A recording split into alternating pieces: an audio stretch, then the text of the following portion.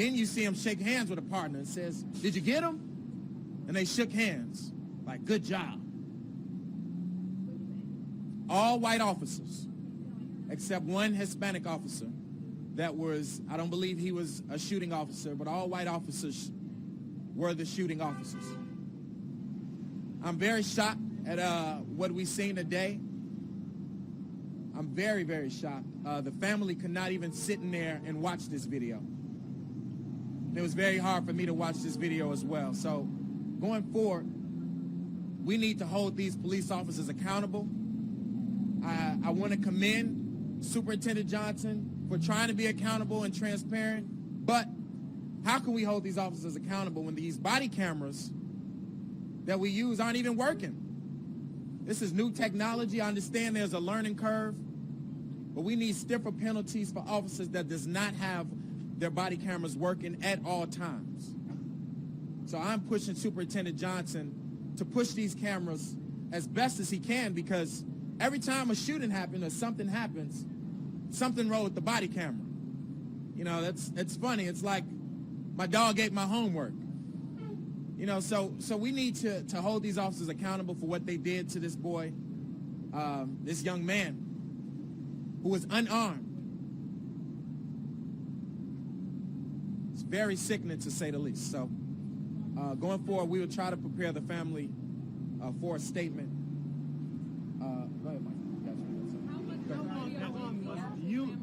One more thing. You are going to hear, and the world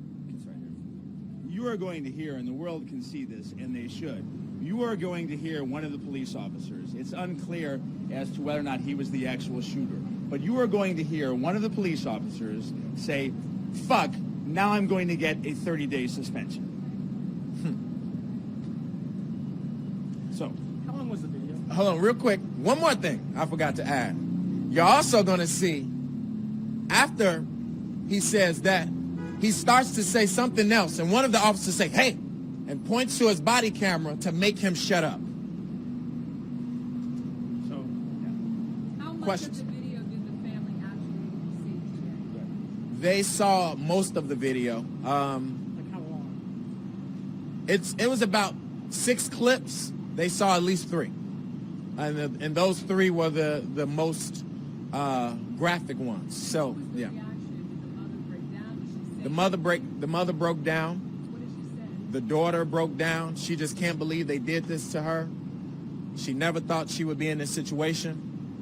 She has given him everything that he needs, and maybe he got caught up in some of the wrong things. But as for the court system to decide what his sentencing should be, and she's just very hurt right now, and she had to leave immediately because she could not deal with being at IPRA headquarters, looking at this video, knowing that they're the enemy, and they won't. They'll probably try to justify this shooting some way. How much of what happened to Laquan McDonald do you think is the reason why the police superintendent acted so quickly in releasing this video? I think a lot of what happened to Laquan McDonald, and there are plenty of other cases, is a reason that they did this. The problem is, number one, we still have unarmed young black men being shot by the police. So while there's some transparency with regard to letting the family see the video, there's some transparency with these body cameras, it's still happening. That needs to be stopped. And then with the actual shooting not exactly on the body cam, it kind of belittles the whole idea of transparency. This is new technology. They're supposed to show everything, good and bad. And all we have right now is bad. And one thing, As a lawyer, can you give us a synopsis of what you saw on the cameras from start to finish? Well, we kind of did. I mean, you actually see the accident, and it appeared to me that you see the Jaguar that Paul was in. You can't tell, and we'll find out from technology if he was speeding or not. But the police car goes down the wrong way and slams into the Jaguar. The Jaguar stops. There is another dash cam video that shows a white police officer as the car is going around the police car before the accident, firing his weapon like this. Then the other dash cam shows the actual accident. It's quite disturbing. All you see is a bunch of smoke, and then the running starts, and then later you see and hear the gunshots. You see him fire into the vehicle? You see the You fire hear, into the yes, vehicle? you do. It's So you pretty see graphic. those- you does those see, shots. yes. It's pretty graphic. Mentioned that the police initiated the contact with him said that he rammed the officers. We were given information that they were actually looking for another stolen car, but from what I saw, and everybody can decide for themselves, it looks to me like the police car rammed the Jaguar, not the Jaguar ramming the police car. They were trying, you know, when they came around the corner, the officer was already speeding down a one-way. So they came right around the corner and the officer smashed them head on. So that's what it's saying. Also, what I want to say, with another officer that was a shooting officer, where they say the body camera wasn't working, he turned his camera on after the shooting, after he was walking out of the yard. So we need to investigate a reason why he decided to cut it on after the shooting, or was it recording and that was just edited out? Mr. Oppenheimer, one of the things that I was hearing from a source is that when the car possibly rams into the other police car, the officers who had just arrived second had heard shots fired. And then they start chasing. And at that point, there is a theory that those officers thought that Mr. O'Neill had shot at the police officers who encountered the car first. So that there may have been some confusion there that the police officers were shooting, that they mistook that for him fighting. I'm smiling because what I saw was a cold-blooded murder. It was a cold-blooded killing. You don't even shoot, and you shouldn't shoot dogs that are running away. And the only shots that anybody could have heard on these videos, or in this case, are the shots of the police officer improperly firing at the car and at Paul O'Neill. So I can't speak as to the officer's confusion, if that's what they're calling it. To me, it looked like a cold-blooded murder and not confusion. What about the issue of an officer firing into a moving vehicle when you see the police officer step aside? The argument could be made that the vehicle was being used to cause bodily harm, kill an officer, but it sounds like there were shots fired into a moving vehicle when possibly no officer was going to be harmed. Yes. I don't think that matters. At the end of the day, you do see the officer shooting in the vehicle, but Paul O'Neill wasn't shot then. The problem is, once Paul O'Neill exited the vehicle and ran, supposedly running probably from the gunshots, they shot him and killed him. So them shooting in the car, their argument could say, oh, he was trying to run the officer over, so we were trying to shoot him. But they didn't kill him then. So that argument is thrown out the window. How many times was he shot in the back? They still haven't released how many times he was shot in the back. We don't know. You do see him lying on the ground being handcuffed, and it's pretty graphic. You see a lot of blood. So it's Say, why did you shoot at us? Why did you shoot at us? You hear that audio? yes, you do hear officers saying something to this. The one officer says, "Why did you shoot?" He never shot. He never had a gun. There's no reason to believe that he was shooting. They were pretty much in control of that situation. They not only lost control, but then they killed him. So why do you think the officer said, why did you shoot at us? Well, You have to ask he the didn't say, officer. why did you shoot at us? It's not what he said. Specifically, he said, you effing shot at us. That's what he said as he was arresting him after he was shot with no gun even near or close. He said you were rendering aid. We can speculate all day long why that officer said that. I have my own speculation. You'll see the video. With regard to anybody rendering aid, they cuffed him, and then they went to the other officers and said, are you okay? And they were worried because some one officer said his leg hurt. What do you So as think far that as is? rendering aid, absolutely not. Why do you think the officer said that? What? You said you have your own speculation. Why do you think the officer said that? To cover up. To cover up. He wanted to think that Paul shot at him, but he didn't, and they knew that Paul didn't shoot at him. And he said it to cover it up, to try and convince the public and the world and whoever's going to see this that, oh, he had the intent of shooting at someone who shot at him, which is just simply not true. And it's ridiculous. He was running away. They shot him in the back. So it's ridiculous to even think that Paul was shooting at anyone when he was supposedly running away. You never heard the officers, you only heard the officers say that after Paul O'Neill was killed. After he was, yeah. After You he never was... heard it before when they were pursuing him. You never heard the officers say, why didn't you? No. No officer says he's No. shooting at us? No. Like that? Not until after he was handcuffed and shot already. And when you see the one officer shooting at the car has already gone past him and is heading down the street, and then the car accident takes place. So with regard to the deadly weapon, yes, a car for sure can be a deadly weapon. You'll see the video. I don't think this is one of those cases. And as Jamal said, it doesn't matter. They shot him after he ran away in the back. Do you have any clarification on whether or not the car wasn't stolen? Do we know that yet? We don't know.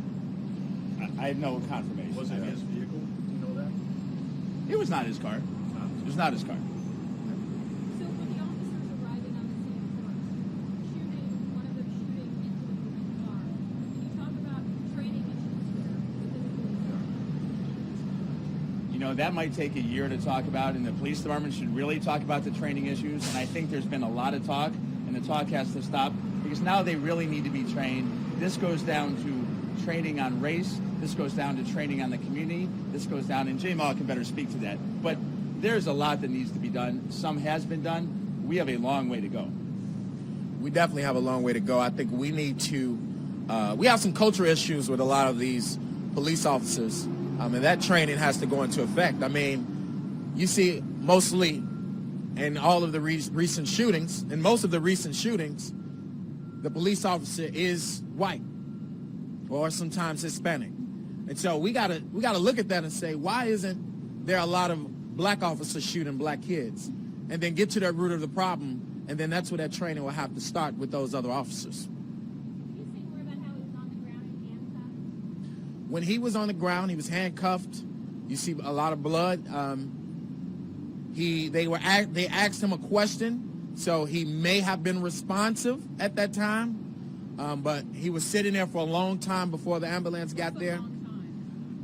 We don't know exactly, but it was minutes. We went through probably another 5 or 6 minutes worth of footage, and the ambulance still wasn't there. So we don't know how long he was sitting there, but he was there for a little bit. How many officers were at the scene roughly? How many did you see in the video? How many are visible?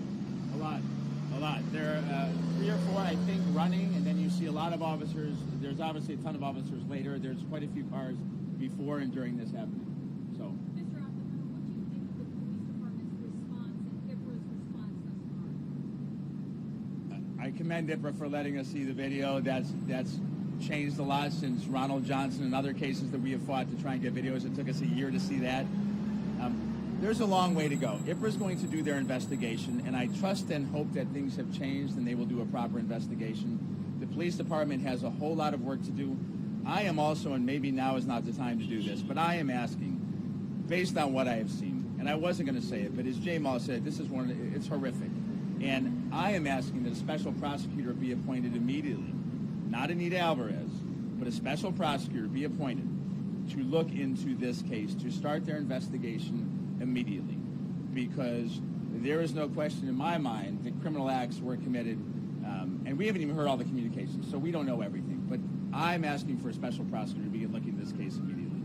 How much video is involved in this incident? We heard something like 40 hours of video. Well, we weren't shown 40 hours. We were shown 15, 20 minutes. There's some more that we didn't see because it was just aftermath and part of the scene. It is my guess, based on my experience, that there'll be a lot more video coming. And IFRA has indicated that there may, in fact, be more video. They're still doing their investigation. We're doing our own investigation. Mike, you're a former prosecutor, right? I am. So when you said that there's no question that criminal acts were committed, can you talk about what criminal acts were committed based on what you saw from the video and what you know about the case now? Videos. I'm not a prosecutor anymore. I'm a defense-trained civil rights attorney. But what I saw were these police officers murder this kid. That's what I saw.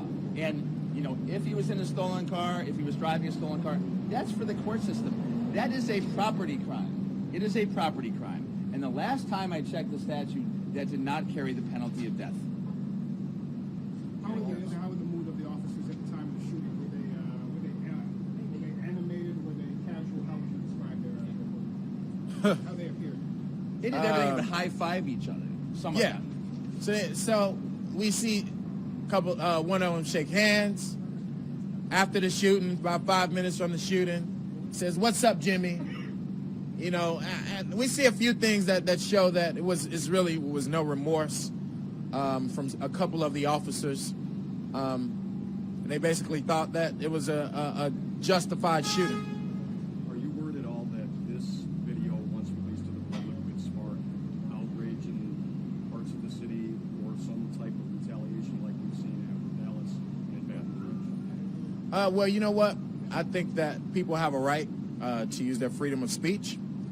And if people decide to go to the streets with this so that they can let their voices heard and put pressure on IPRA and the city and the CPD to make changes, then I'm all for it. But I don't know if it will happen. I believe it will, but it's Chicago.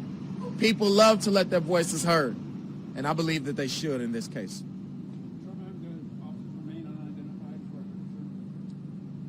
As of now, they remain unidentified.